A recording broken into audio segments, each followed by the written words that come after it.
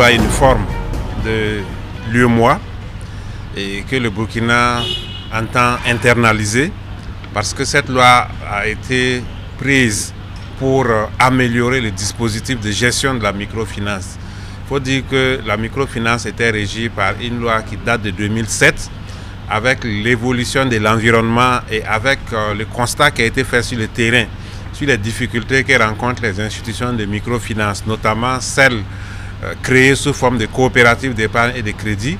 Il a été donc apporté un certain nombre d'innovations, innovations qui va concerner essentiellement l'amélioration de la gouvernance pour la rendre plus solide, pour faire en sorte que les dépôts des épargnants puissent être bien gérés, de sorte à ce que la microfinance en tant qu'alternative au système bancaire pour les petits épargnants et les petites structures puisse véritablement jouer son rôle.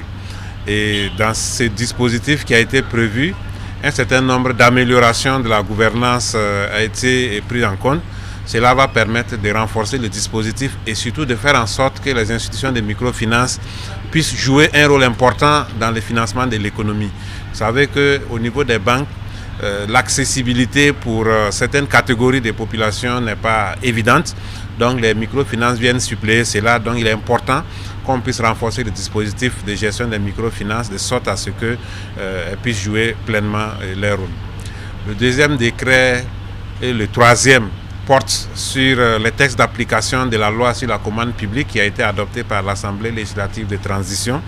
Il faut dire que cette loi permet d'apporter un certain nombre d'innovations, notamment en termes de transparence, en termes d'accélération, mais surtout aussi en termes d'accessibilité des marchés publics pour les entreprises burkinabées. Donc, dans le processus de l'opérationnalisation de la loi, 2 décrets ont été adoptés aujourd'hui. Le premier porte sur l'organisation de l'autorité de régulation de la commande publique qui est rattachée à la primature. Cette autorité de régulation joue un rôle très important dans le processus parce que c'est cette autorité qui examine tout ce qui est différent en matière de marché public et parce qu'elle comprend un organe de règlement des différends. Donc, le décret qui a été adopté aujourd'hui a revu la composition de l'organe et a également donné un peu plus de pouvoir d'investigation à l'autorité de régulation, de sorte à ce que cette autorité puisse jouer pleinement son rôle dans la régulation des marchés publics. Le troisième décret porte sur un code d'éthique et de déontologie sur les marchés publics. Ce code d'éthique et de déontologie va permettre de faire en sorte d'éviter les conflits d'intérêts en ce qui concerne les marchés publics. Parce que, comme vous le savez, au niveau des marchés publics, il y a beaucoup d'allégations de conflits d'intérêts. Donc, il faut renforcer le dispositif pour faire en sorte que les marchés publics, tous les acteurs qui interviennent sur ces marchés, puissent travailler dans la transparence totale et dans l'efficacité, de sorte à ce que la question des marchés publics soit vue sous un angle beaucoup plus positif. Donc, ce dispositif va renforcer véritablement tout ce qui est contrôle au niveau de l'autorité de régulation, contrôle des acteurs, contrôle des processus pour un meilleur suivi des marchés publics dans notre pays.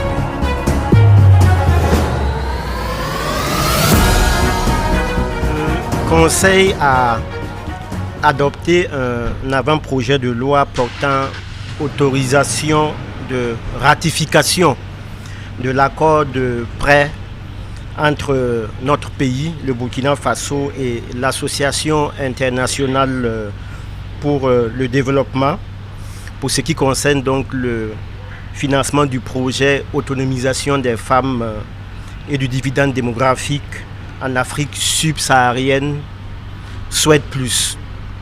L'adoption de ce rapport fait suite à un processus de restructuration qui a permis véritablement de prendre en compte les priorités du gouvernement. Et donc avec cette restructuration, nous adoptons un projet qui est focalisé sur la formation professionnelle des femmes, sur le renforcement de la chaîne d'approvisionnement en médicaments jusqu'au dernier kilomètre.